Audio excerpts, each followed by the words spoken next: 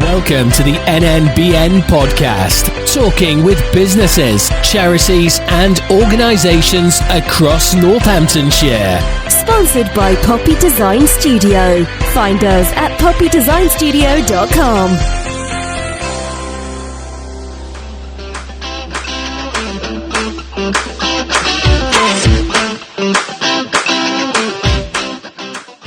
So welcome to another podcast. It's great to welcome you and say thanks for joining me yet again, as we'll be talking to businesses, charities and organisations across Northamptonshire about what they get up to in the county and their success. And today I'm joined by Beccy Hurrell and Lindsey Atkins from Beccy Hurrell Voice Arts.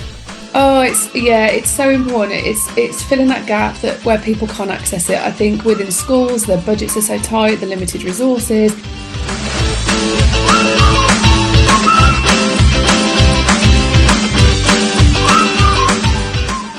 I've got Rachel McGrath, who's the Chief Executive of the Northamptonshire Community Foundation, joining me. Talk to me about what they do in the county and also their success as well with the Northamptonshire Business Awards this year. We have so much to celebrate in Northamptonshire about our great charitable sector. And I'll be taking you back to Startup Day 2022, where Tony Robinson OBE joined me to talk about micro businesses and the impact that we play in our communities. It's so important that, all the startups, from the work you're doing with this and etc., they get involved in your network, because that's the best learning they'll ever get. And when the days get a bit difficult, then having somebody to reach out and speak to in the network is just so important.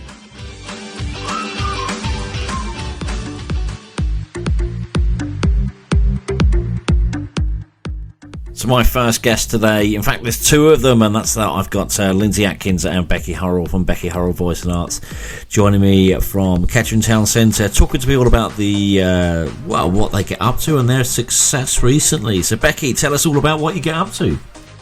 So we use the arts to help break barriers, empower people, help them find a voice. We do that in various ways, from traditional one-to-one tuition, group sessions, all the way through to doing different things while helping with people with social, emotional and mental health, going into schools and re-engaging people back into the community or school settings. So Lindsey will probably be able to explain it a little bit more than me. She's better at this stuff. I think we use the arts very much as the hook. So people see us initially sometimes as a performing arts organisation, which obviously we are. That's mine and Becky's background and our passion. But the arts is the hook for us. And then it's really about celebrating all of those transferable skills that the arts offer.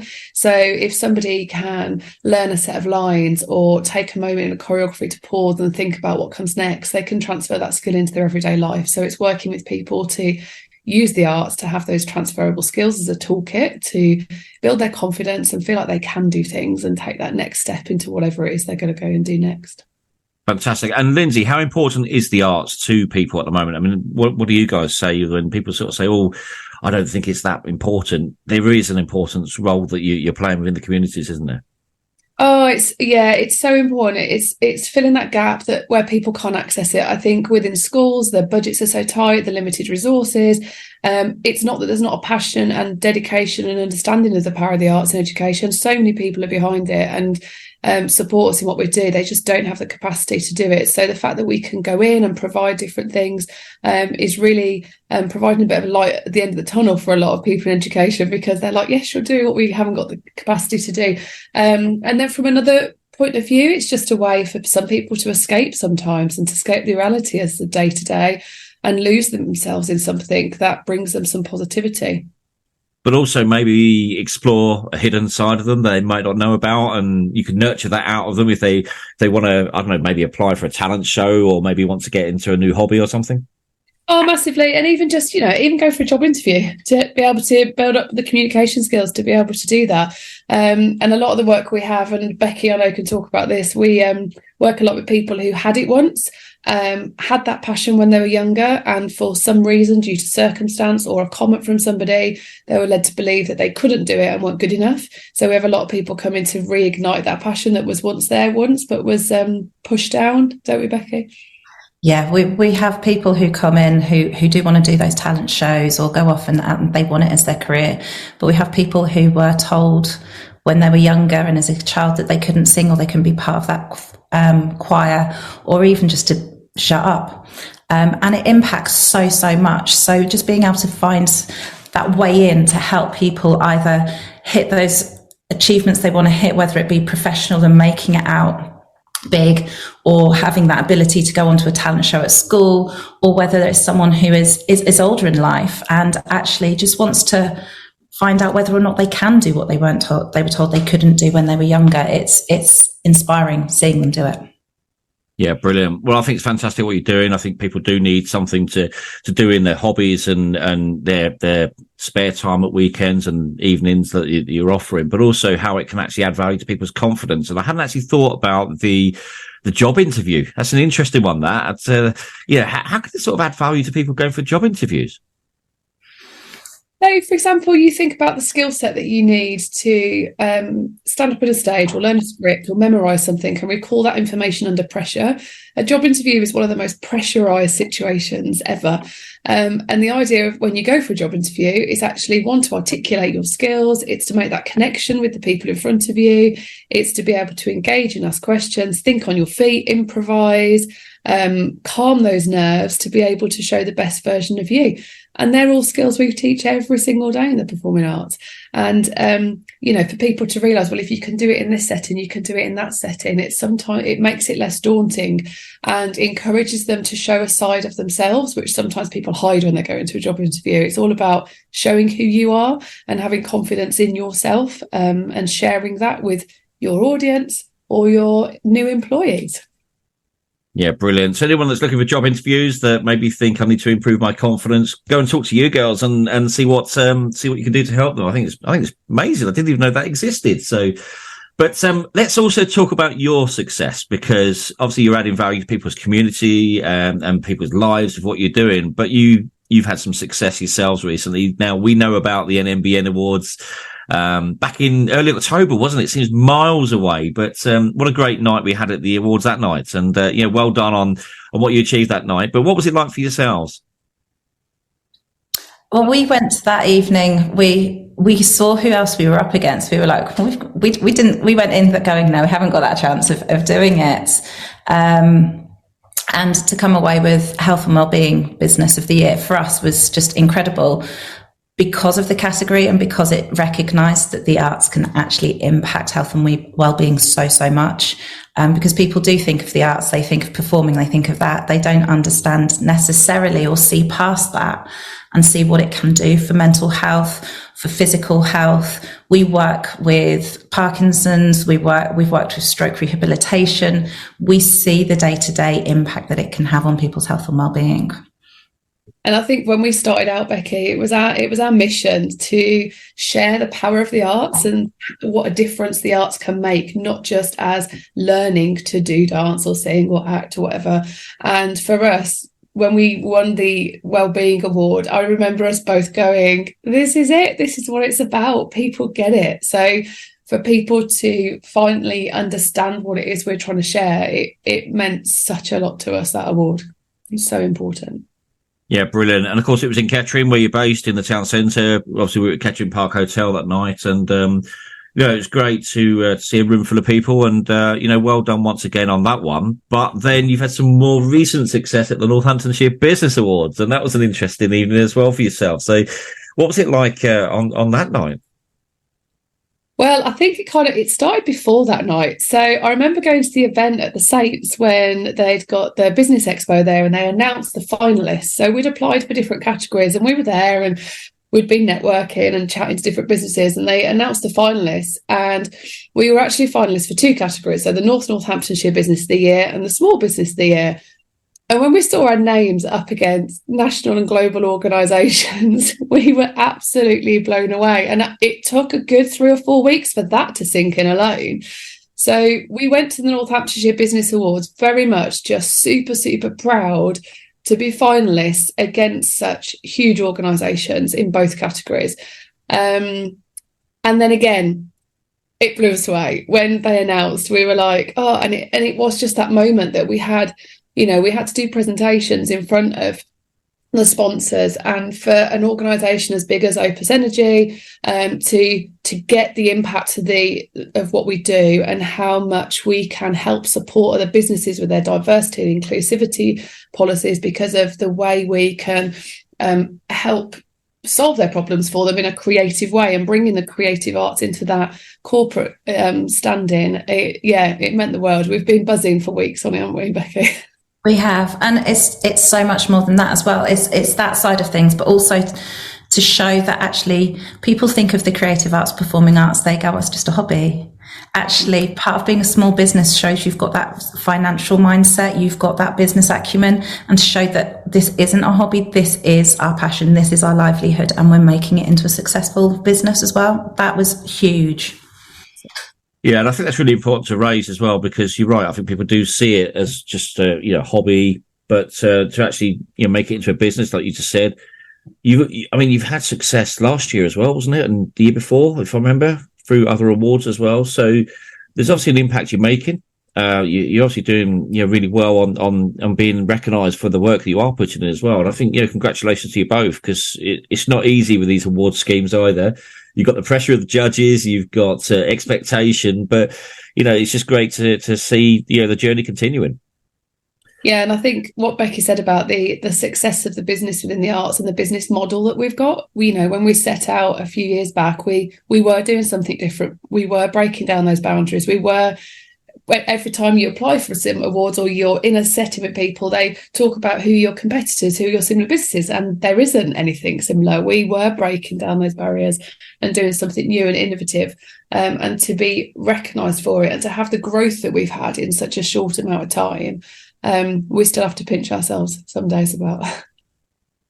But I think the thing that's always stood out for me for what you're doing as well is the fact you've actually taken this and brought this to the high street, which we know the high streets have had challenges over the last number of years, and that will continue, I think, into the short-term future until we can actually find a solution. But when you actually look at what you've actually done in bringing that to the high street, it's an amazing achievement in itself, just doing that. But when you've obviously been recognised for what you're doing as well, you've got to be proud of what you've done. And I mean, Becky, what does it mean to you? Because obviously the business is named after you, and I know it's not all about yourself, but obviously seeing Beccy Hurrell Voice Arts mentioned all the time, it must mean a lot.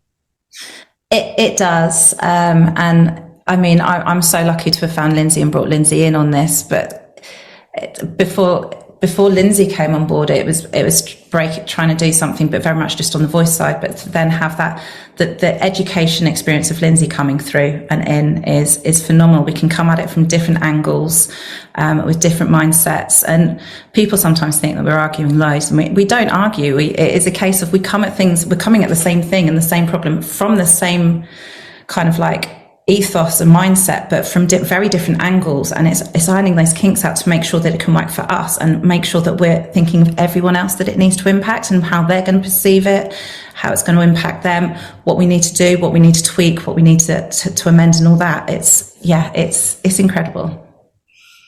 Brilliant. And Lindsey, was there anything you wanted to add to what Becky's just said there? Yeah, I think it's quite funny. People often call me Becky or Becky Lindsey. I was somewhere yesterday, and it's we are essentially two of the same people. And I had to say to this one lady, I went, "I'm really sorry, I'm the Lindsey bit." And she was like, "Oh, I'm so sorry." I went, "It really doesn't matter because we are two of the same people." But I think we're both very lucky to have found each other with such a shared vision and passion for what we do, because then it does make that drive to keep going so much easier and to have that support of each other. Yeah, fantastic. So 2024, what we're not far away from the beginning of a new year. Obviously you've had a lot of success this year with the 2 awards and everything else, and earlier this year as well at national level as well. So what is 2024? What can we expect to see? Well, we're diversifying a little bit in 2024. We're still keeping our training with young people and with people of all ages through the creative arts, but we're also expanding into business to business with training programs for organisations. We're going in and working with Opus Energy next year on the back of the Northamptonshire Business Awards, and it coincided with a strategy day that we'd actually done, where we were looking at putting this training out and planning this training for corporations, small businesses, and also the freelancers and the creatives who are setting up. And there isn't anything out there to support us on a journey. When we started out, there's nothing. So if we can be there to help guide and support others, that's what we're going to start looking at next year. So very excited to see what's going to happen, and the launch that we've got. And I think we've also had some really interesting conversations about what next for some of the students we work with, because a lot of the children we work with are school age or going into school leavers. So we're into some discussions about how do we look at offering apprenticeships for people wanting to come in and supporting them as well, and expanding our workforce. We've got more and more people coming and working with us and for us. And as our reach gets wider, the team's going to continue to grow, which is super exciting as well. Fantastic. Well, thank you both for joining us today. I suppose one question we should ask, Becky, where can people find out more information about yourselves if they want to understand more about what you offer and even make contact? bhva.co.uk.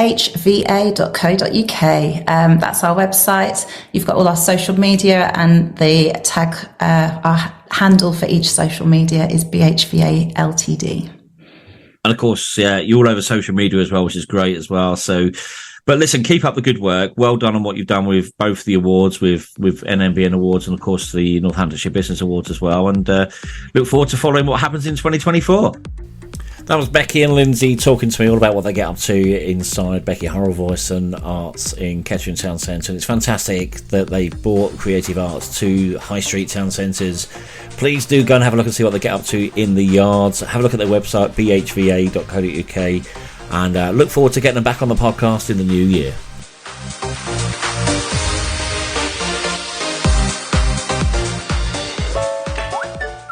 Hi, it's Emma here from Laugh Out Loud Theatre. I hope you're enjoying the podcast. If you're looking for more entertainment in Northamptonshire, why not visit our website to see what we've got going on in the area.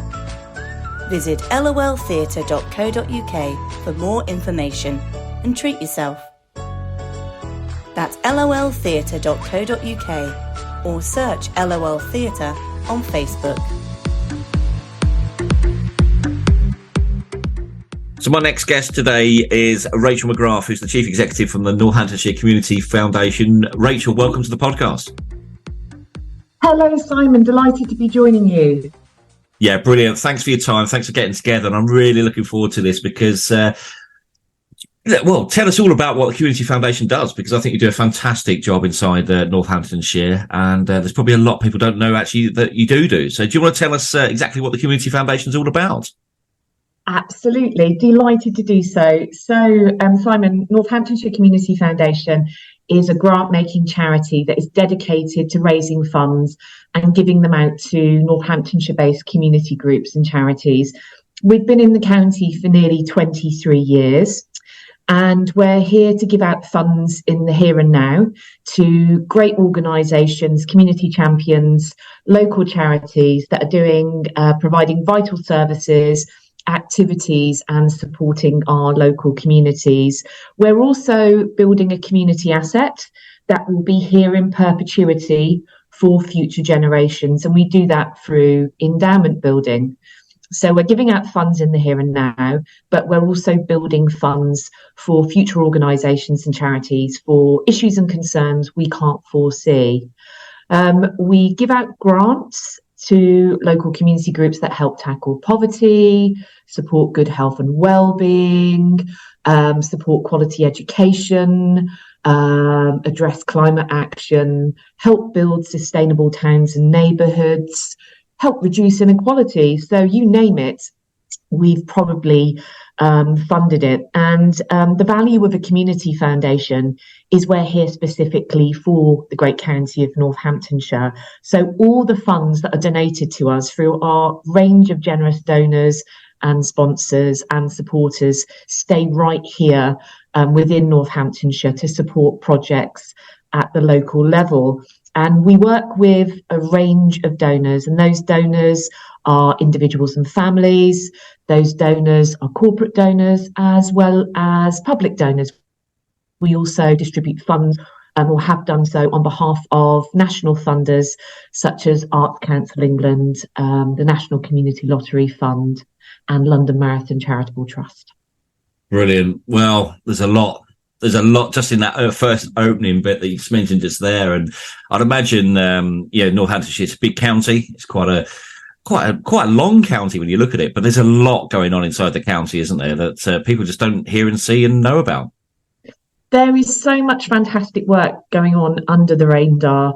There are lots of work that isn't visible necessarily to the average member of the general public in the county, but those where that work is happening in their village or in their local town will know about those great organisations. We have so much to celebrate in Northamptonshire about our great charitable sector, or otherwise known as our voluntary community social enterprise sector. And there are so many volunteers and dedicated professional staff who work tirelessly to support our most vulnerable residents within our communities. Yeah, brilliant. And you mentioned, you said it was 23 years that the charity has been going. Yes, we're about to hit 23 years. We've been in the county since 2001. We've awarded over £22 million in grants on behalf of public, private and corporate donors. But we also do a lot of community leadership work. So we help champion our local charities and give them a platform to showcase how their work is making such an impactful difference, as well as encourage new groups and new charities to start up and access funds through the foundation. And I think one of our unique selling points is those that really love, care and are passionate about our county. We can help those individuals who want to give back generously to our county to go on a really rewarding donor journey and to make an impactful difference through their generosity and giving.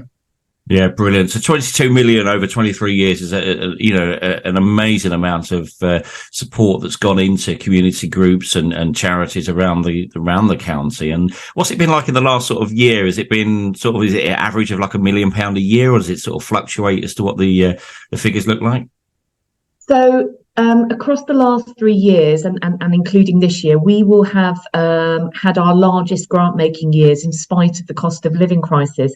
So pre-pandemic, we were awarding perhaps £1.5 million out to local community groups and charities. But across the last 3 years, we've been able to award over £2.5 million to our local organisations doing dedicated work on the ground, which has been great news, particularly in light of the cost of living crisis and also a cost of giving crisis, because due to inflation and other economic and circumstances at the moment, where people's ability to give may be a lot more challenging, we've still found that we've been able to get funds out to help tackle poverty on the front line at the local neighbourhood level, which has been fantastic news for local charities who are doing such incredible work to make sure some of our most vulnerable residents stay safe and well.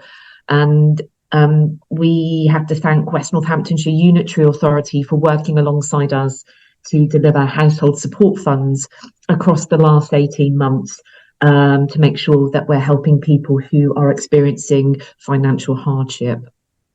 Well, brilliant. Well done on what you continue to do. And you mentioned about donors, and is there a way that people can actually get involved in making donations to the charity to actually help to support further work and further grants that you may be looking to pay out?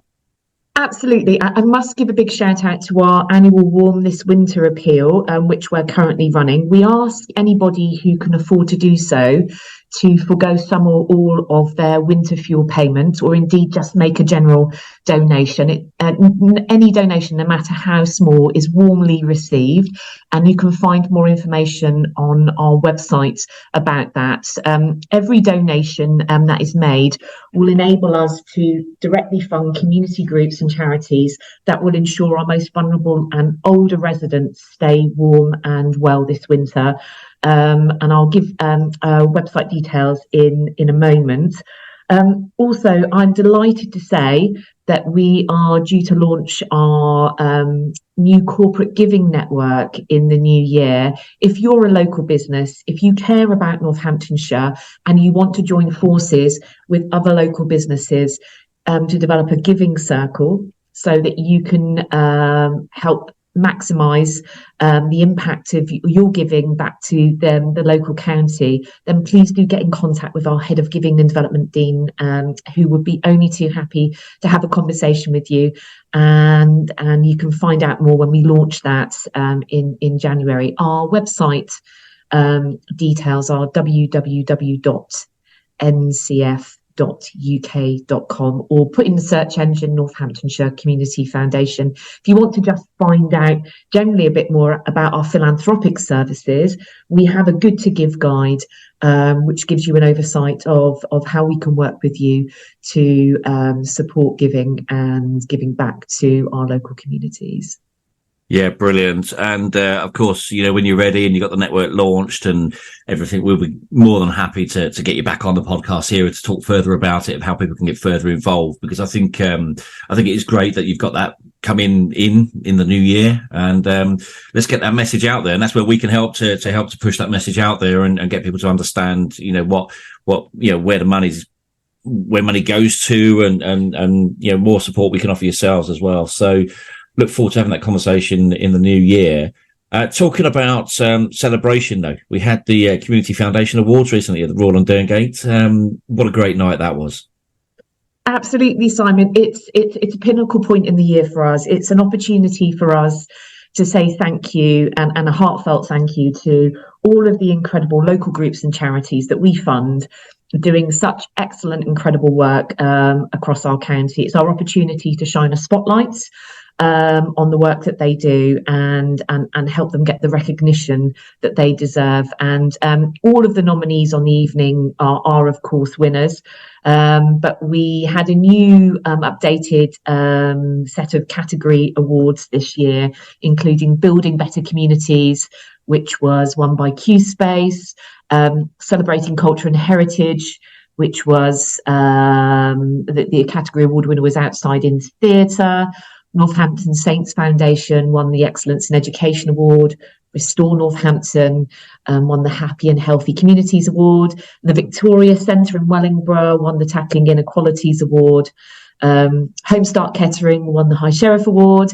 And then we celebrated extraordinary individuals and unsung heroes. So there was Steph Clayson, who is a long-standing volunteer counsellor for the Lowdown Youth Counselling Services, won the Lady Juliet Townsend Award, and Pat Manchester won the Avon Inspirational Women's Award. And it's just such an incredible night. We say a big thank you to all our generous donors, sponsors. Big thank you to our headline sponsor for the evening, Scott Barder, whose values as a business very much align with the foundation's.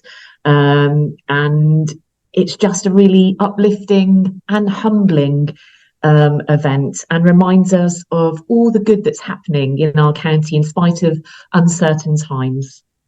Do you know what it did for me? I actually left the evening a lot more knowledgeable about some of the work that actually goes on within the county, because we think we know a fair amount, but I think it just, there was just more going on. We're thinking, wow, not heard of that project. That's amazing what people are doing. But also it sort of left me really inspired as well to do, look at what we're doing going into 2024 as well, and looking at new things that we want to do. So just attending, sitting there, being, supporting yourselves on the night as well, it's given us some inspiration. And it was an amazing night to see all those people, rewarded for all their hard work. We knew a few of them personally as well. So it's lovely to see people that we knew that were obviously being recognised as well. But it was just an incredible event, and well done on what you've done there, because people do work hard, and they so deserve the credit for it as well. Absolutely, and thank you to NNBN for helping promote our good news and our updates on the grants that we're giving out and the donors that we're working with, and helping us boost our annual awards celebrations. I think the charitable sector is sometimes called, or has been called, the third sector. And actually, I would argue that it's the first sector. I think it's at the very heart of growing and nurturing our civil society. I think that community groups and charities have an incredibly crucial, important role to play in supporting vulnerable residents, but also reducing social isolation and loneliness, building the social glue that connects people to their neighbourhoods, their towns, their villages. And the great thing that we're happy about as a community foundation, that something that's fantastic about our role, which we celebrate, is that we can help convene and connect people with the resources and funds that they need to make a real difference on their doorstep. And it's just, the number of amazing people and charities locally who are doing such fantastic work deserves to be celebrated and profiled more. So we certainly do our best to try and do that.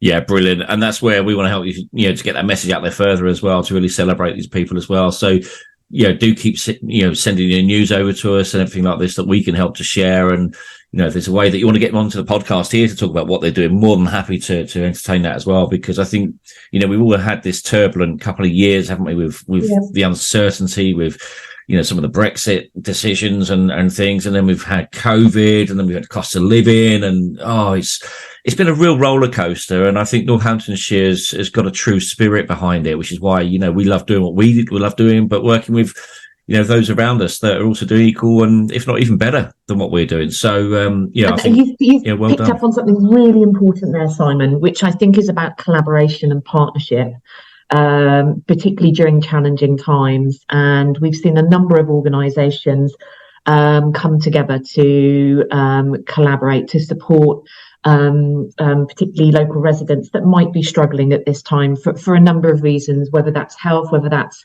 loss of job, whether that's being in financial distress. I was on a call this morning with the Food Aid Alliance for West Northamptonshire. There's also one for the North as well, of the county, and the Hope Centre, who we work very closely with to help address and tackle food poverty. And just to see the number of organisations that are working alongside each other to really provide a safety net for our communities at this time is just, if you're feeling a little bit downhearted or need a sort of reaffirmation of your faith in humanity, go and visit some of the wonderful community groups and charities in Northamptonshire, and it will be instantly restored. Yeah, totally agree. Totally 100% agree with that as well. So, but you've talked about, obviously, the Community Foundation Awards. You've talked about what you guys do. You've talked about donors, the new projects, but what we've not mentioned so far was your success at the Northamptonshire Business Awards. And I know it's another great night for people to come together, but well done on your award, because you were announced on the night as the Workplace Wellbeing Award winners at the event, weren't you? Oh, we're absolutely delighted as a team. It's something that I, as Chief Executive, am very passionate about workplace wellbeing. We know that staff retention has been a long-standing issue post-pandemic. And I think that, staff that feel valued and where you look after wellbeing helps retain staff, but also provides them with a rewarding and nourishing career and developmental experience, and just makes sense in terms of a good working culture. It's the first award we've ever received as a foundation as well, so we were extra delighted.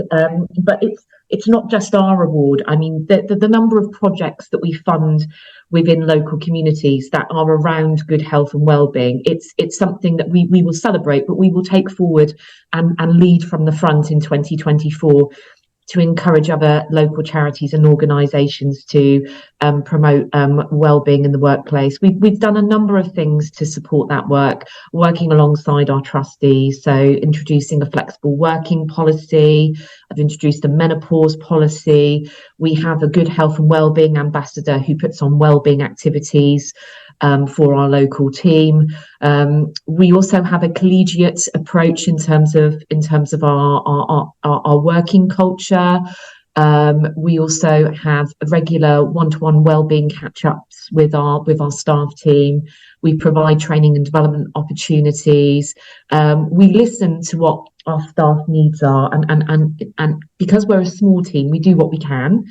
But we also look at good practice elsewhere. And a big thank you to Northamptonshire Chamber and their sponsors, Wilson Brown Solicitors, and also the sponsor for the workplace wellbeing category, ComSave Credit Union, who we're big fans of because of their focused work on wellbeing.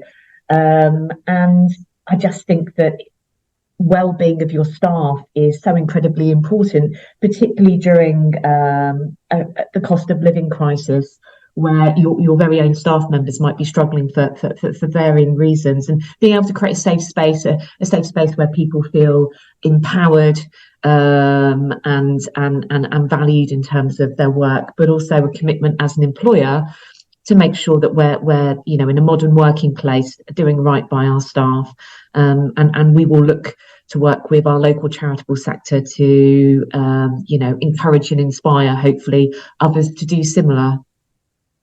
Yeah, brilliant. Absolutely brilliant. And, well done once again. It was great to see ComSave presenting you with the award on the night because, we know the guys at ComSave very well as well. And actually, James Richards from ComSave was actually on the podcast last week talking about presenting the award to yourselves. If you haven't heard it, have a listen to it. But yeah, it was absolutely brilliant to see yourselves recognised on the night. And I was quietly cheering you on inside. And then when they announced it, I was like, oh, brilliant, because I know the value of the work that you do, but obviously your staff are obviously key to making that happen as well. So well done once again. And it's great to hear that you take the well-being of employees very, very seriously. And it is such a critical thing at the moment with what we've all experienced and what we continue to experience, isn't it? I would say that embedding workplace well-being really needs to come from the top down. It really needs that endorsement and buy-in from your chief executive director and trustees to make it happen, so that staff are in that space where they can, as a team, support that work as well. So if anybody's listening, that's something that you need to take to your board of directors, your board of trustees, your management committee to get that buy-in from the top. And it was just wonderful to be there on the evening and see the array of finalists and inspiring work that's happening across our business sector, as well as being there to celebrate the charity of the year and the great work that's happening across our county again. Yeah, brilliant. Rachel, thanks for joining us today. Really do appreciate your time, and well done once again. But also keep up the good work, because without people like yourselves and the team that you've got there at the Northamptonshire Community Foundation, the world would be a lot worse place. Let's be honest. So, you are making an impact. You're doing a great job in what you're doing, and thanks for getting involved with the podcast. You're most welcome, Simon, and keep up the good work to you and your team as well. NNBN.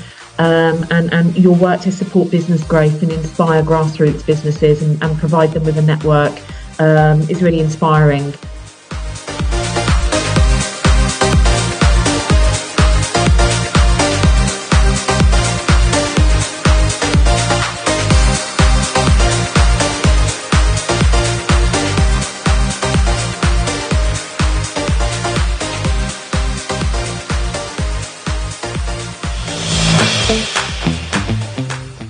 Hi, I'm Millie Fife and I'm the founder of No Fuss Meals for Busy Parents, which is a community interest company that provides a connection between food produced in the UK and how to make tasty meals from scratch. You can find mealtime inspiration on the website nofussmealsforbusyparents.com or on Facebook and Instagram. There's also interviews with farmers and growers and seasonal ingredient suggestions too. I'm looking for future collaborations, so get in touch or let me know what I've inspired you to cook.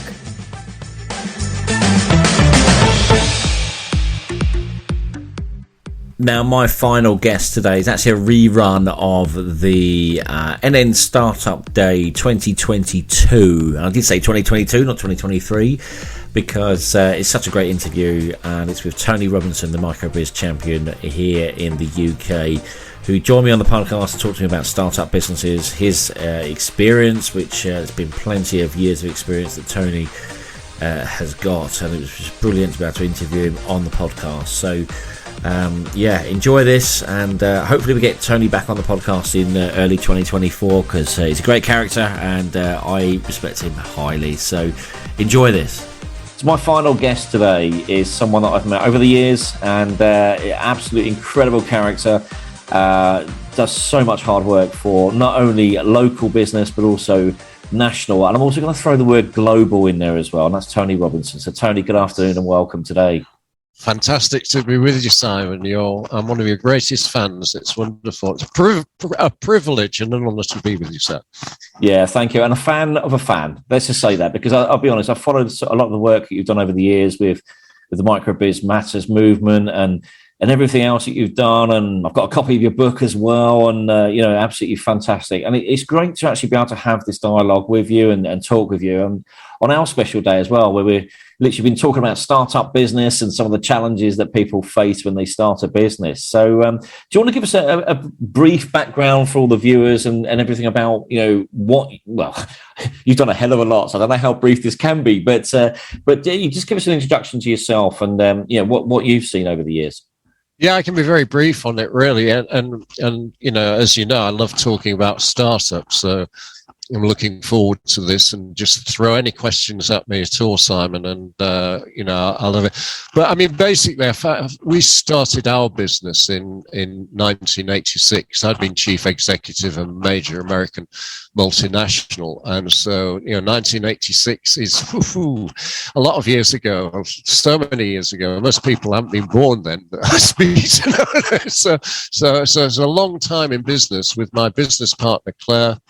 And so we've been, and she lives very close to Northampton as well. So, so we've just been very lucky. But about 10 years into running our business, so we're now to 1996, and I will be very brief. That's when I started getting involved in. I'd never been really. All our clients were large companies, very, very big companies, household names. I mean, some of them like Lord Sugar, for example, was a direct client of ours. It was those kind of people. But I got involved in founding a number of different organizations regarding skills. And I eventually got involved in founding an organization called Small Firms Enterprise Development Initiative, or that's the name we gave it in the end. And it's still going today. And we were lucky to get a huge amount of money from the government regarding research, really. And then it was like a bolt from the blue, really. I mean, the research showed, we actually did telephone interviews with 30,000 business owners. I mean, that's huge, isn't it? Absolutely massive. But the research showed that over a number of years, we kept on doing the research, and it just showed the waste of talent by not helping startups properly.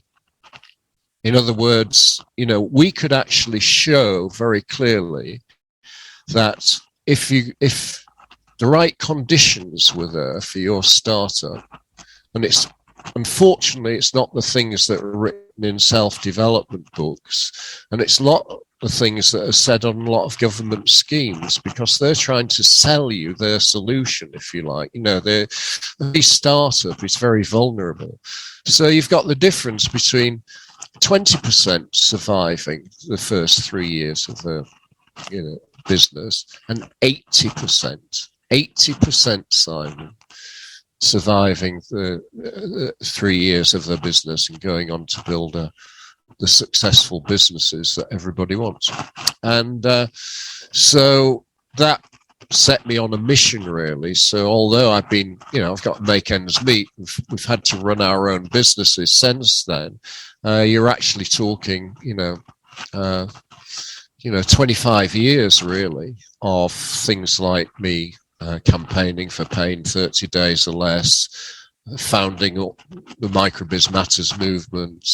But the whole of my concentration has always been on startups, and I do include the first 18 months in that, first 18 months of trading, is about actually helping more people nationally, and as you said, internationally. I've been lucky to be invited to speak internationally on this subject, and and I'm a business owner. I'm still doing it. I'm chair of Yorkshire in Business. I'm patron of the John Cracknell Youth Enterprise Bank, where we give very small grants to startups. I'm involved in startups on a practical level as well. So, but it's just a complete waste. I suppose I would put it in like the waste is people selling a millionaire mindset mentality. Yeah, and definitely. saying you've got to have lots of funding, and you pitch for funding, and what you need is a pitch deck and a business plan. And when what you actually need to be doing is until you've got enough customers, you need to be bootstrapping, not borrowing. Then when you've got customers, fine, and you can actually see the money coming in. I don't mind you borrowing then, because you'll know that you can repay it. Yeah. You don't want investors at the beginning, because you don't know if the business is viable or not. You haven't learned. It's a learning by doing kind of thing. So that's been my passion, is really to and of course, it does involve campaigning, because things like 3 million people being excluded from income support, many of those were people that had just started their business, of course, so they didn't qualify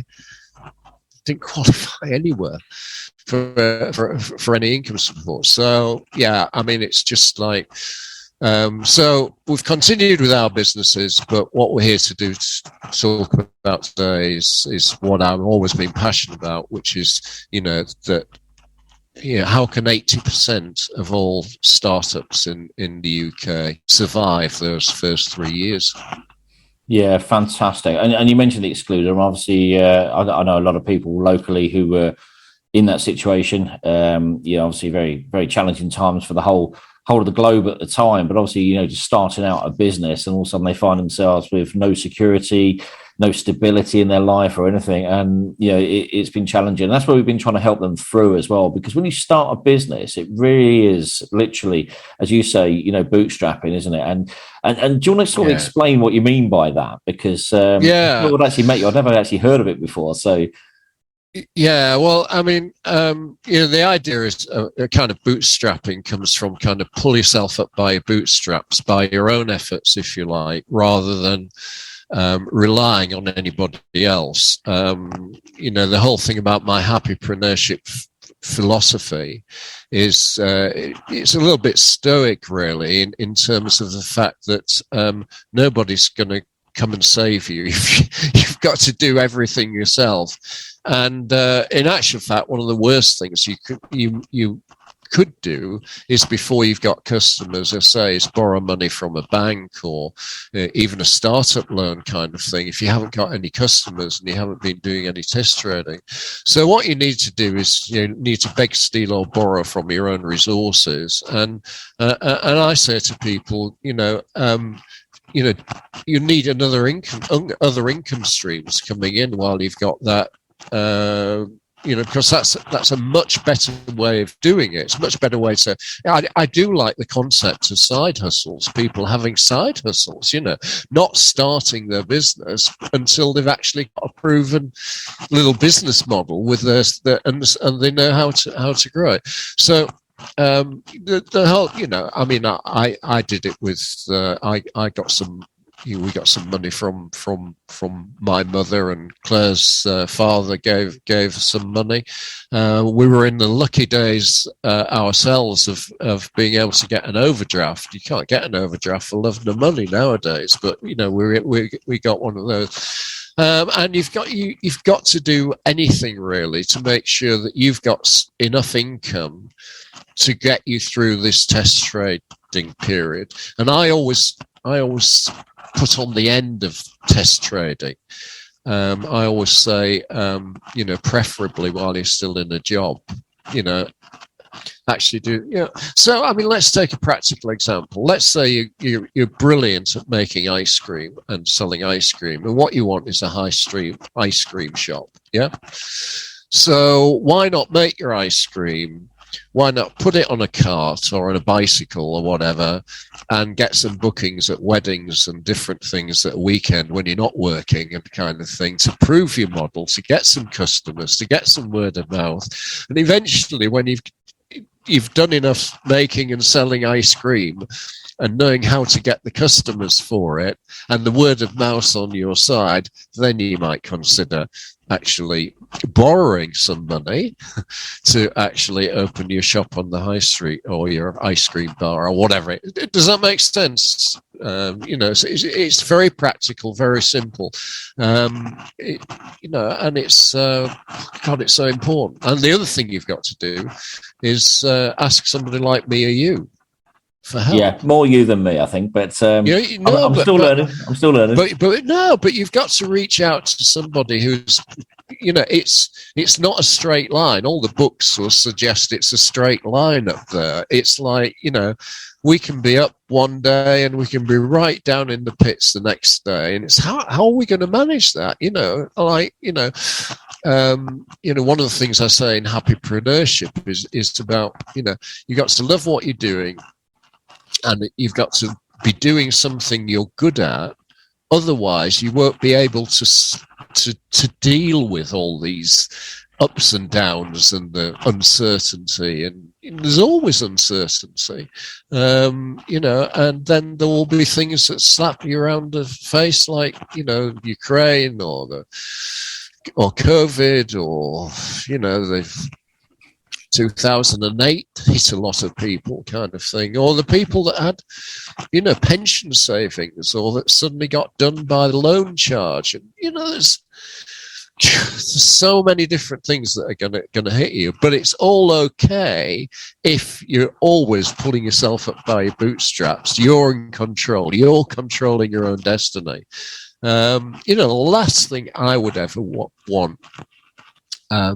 Is one of those, I know some of them are Dragon's Den investors in my business in the early days, because you don't know what you're doing and you don't want the pressure from other people so yeah, those kind of things. But I think you're absolutely right that one of the great things you're doing is creating a network, if you like. And so, that's the other thing. I always say that pre-startup, you should actually join a network. I mean, I've got a friend who came along to our last annual Michael Bismat's Day, and he actually took 2 years of test trading before he started his business. And it was about online advertising, really. I suppose it was like Google clicks and Facebook clicks and various things. It was that kind of business. He took 2 years to stayed in the job for that time. He's been winning awards left, right and centre now. He's been in business 5 years now. It's really important. And he just kept going to networking meetings and asked people questions. It wasn't selling, but he'd ask business owners, what happens if they want to increase their sales through Google or through what? Do you know what I mean? He was learning all the time, and that's really important. Yeah, fantastic. And what a great way to do it as well, because obviously I remember when we took the plunge in 2009. Plunge, that's the wrong word. The leap. Let's say we took the leap and we entered into this amazing world we're into today. But for us, my parents were out of work. I just lost my job, and I thought, well, there's only one way we can do this, and that's actually create our own future. And we literally threw ourselves into that debt position on day one, and then we were scrabbling around trying to find a repayment. Now, don't get me wrong, it pushed us, and it pushed us hard, being in debt from day one, because to me, I describe it was like buying a car where you outlay for that machinery, and then you charge people to get in it like a taxi. And the more your taxi gets, or your service gets better, the better the vehicle is. But at the end of the day, the challenges we faced and the concerns we faced of not making repayments, it wasn't nice. So having started again, obviously NNBN is a startup in itself. We're looking at how we can, as you say, bootstrap and build as we go forward. And things have been really good. And I think the thing is, we kind of spotted a little bit of a gap as well, which always helps, as we know. So, Absolutely. Absolutely. But no, it's brilliant. What would you say when it comes to starting a business would be some of the major things that people should look out for when they actually make that decision to start a company? Yeah, I think you've hit on one, is that, the majority of people, and one of the reasons for test trading is that you've got to be incredibly flexible, and what tends to, the business opportunity industry, which I was the chief executive of an organization that sold business opportunities in the same way people sell franchises and various things, but they will always be selling you on the fact that their business model is the best in the world. It's absolutely fail safe. It's, you can actually go with it. And unfortunately, a lot of people with startup, they get really enthusiastic regarding their idea, and they get a real passion for it, and they can see all these fantastic things happening to them. But you've actually got to be really, really pragmatic, and you've actually got to not fall in love with your idea. You've not got to fall in love with the big dream and putting the big cars on the whatever, or the advice that says, you've got to leap. You've got to go all in right at the beginning, because we're now talking about less than 1% of people that take that attitude to start your own business, because most of us find, and we certainly did, and one of the things I talk about a lot is multiple income streams. So, let's put that in straight from the beginning. It's not a good idea having all your eggs in one basket ever. We're always starting up new businesses, really. We might do it under the same company name or Yorkshire in Business. I was telling you earlier about our pop-up shop cafes, kind of things with Yorkshire in Business. Now, they've taken 9 months to, break even.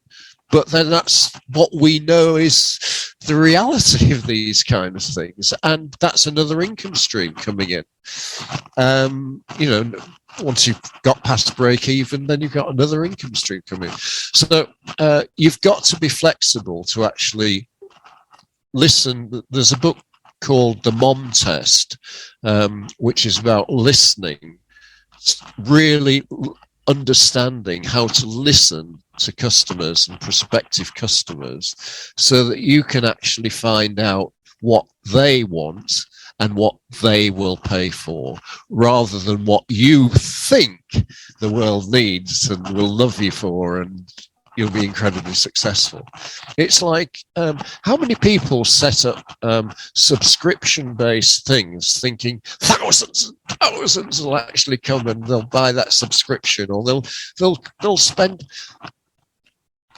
huge amounts of money on creating the absolutely perfect video because they know that how important brand is, and they know the quality of the video and various things. And you see it at the bottom of the YouTube channel is a big thing for me, but you see it at the bottom of theirs. They've had 20 views. So honestly, it's about being flexible to not so fall in love with your idea that you don't actually listen to what might work and is working and various things like that. And that's really important. And that's one of the reasons for asking for help from business owners that understand your sector. So therefore, some of my friends from Hull came to Scarborough to talk to us and see our different shops that we've been opening in Scarborough and various things, and how we're doing it and various things. And obviously, we wouldn't help them if they were in Scarborough, but they've come from Hull to Scarborough, and we're really happy to help them, show them around, give them ideas, etc. So, it's not just asking any old business owner It's probably asking a business owner for help that understands the needs of your customers.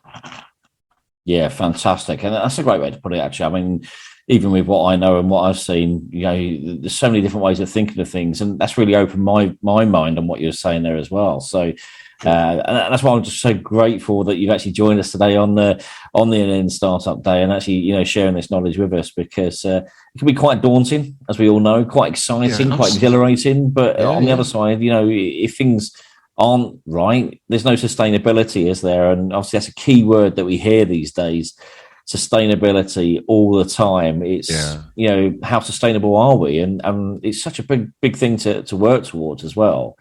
I mean, what would you say to any businesses that are obviously looking to grow to the next level, maybe of 18 months into 3 years with the sustainability? Well, I think it's very, very difficult for this phrase scale up. It's important, I think, everybody out there actually understands where it came from. It came from people on the World Economic Forum and the banks, as usual. And basically what the whole idea of scale up was making money for investors. I mean, that's where the term came from, because in other words, if they could persuade business owners to scale up, then they would take their investments or their loans or their whatever in order to do it. Well, in reality, what I talk about with growth is organic growth. So after 18 months let's say the 18 months to 3 years. So we've grown even. So I've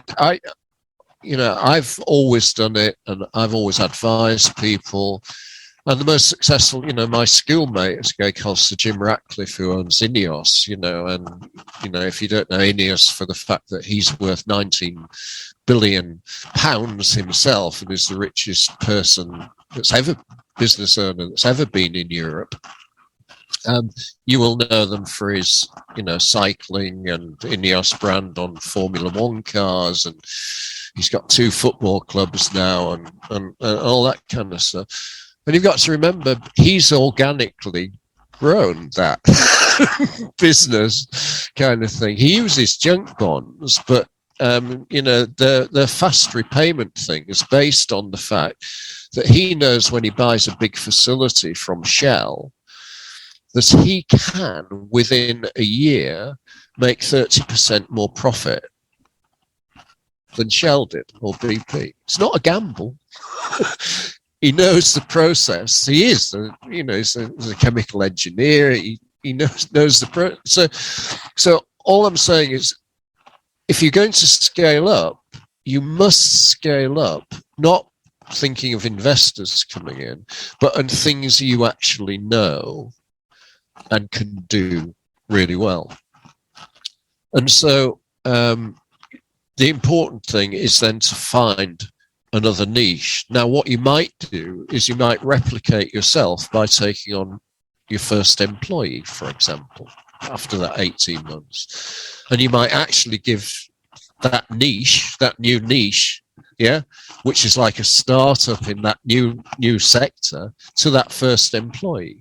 And that's how a lot of people do it. I mean, Charlie Mullins, who you know from, Pimlico, how did he do it? Well, he did it in exactly the same way. He first of all started to think about, I must get money, I must borrow, and I must create this fantastic bigger plumbing business.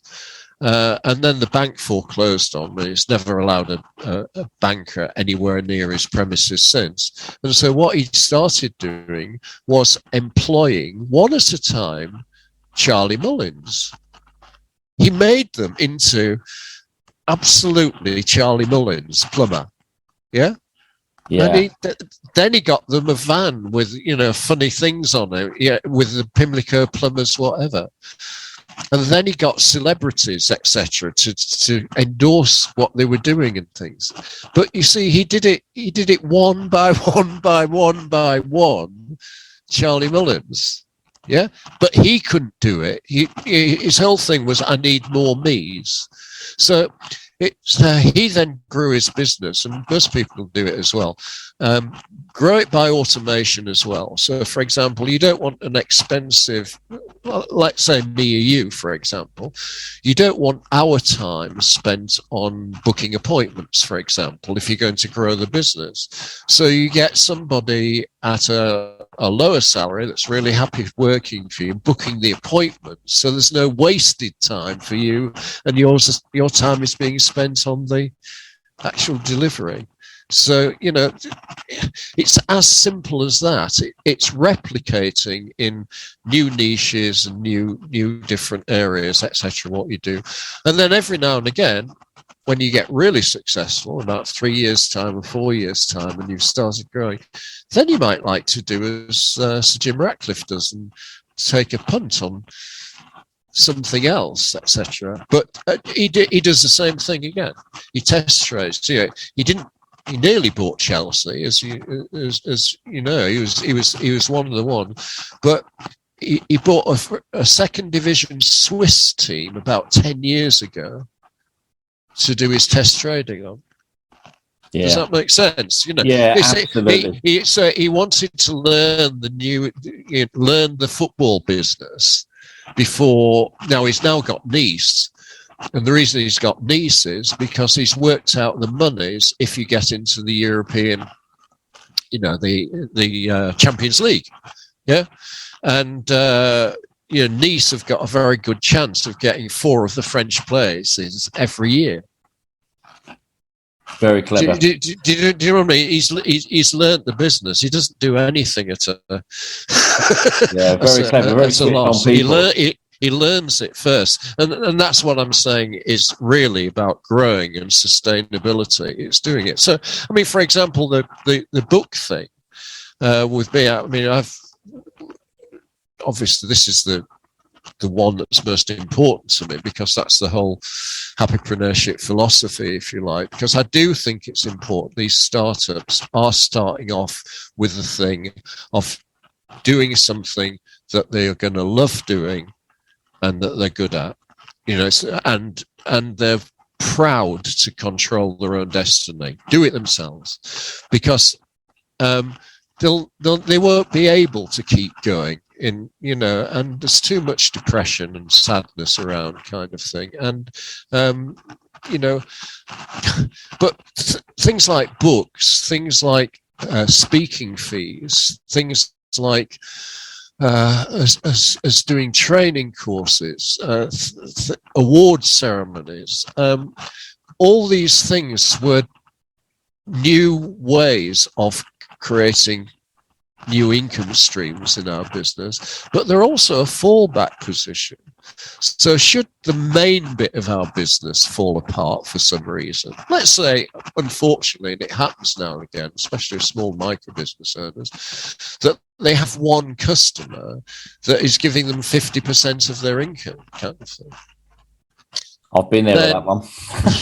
Absolutely, and you're not going to refuse it. Oh, yeah, I mean, you're not going to say no. I don't want one client doing that. So what you've got to do is you've got to build these other little income streams, all the time, because there will be the day when you lose that customer with the big bucks, kind of thing. And that actually happened to me. So those words are absolutely, so true. And it actually happened, I think it was year 4. We lost a third of our turnover overnight. And it was a case of, how do I get through this? And someone just said to me the next day, how much have you lost a month? And I said, about £3,000 a month. And they said, well, what was your first month's sales? I went, £356.81.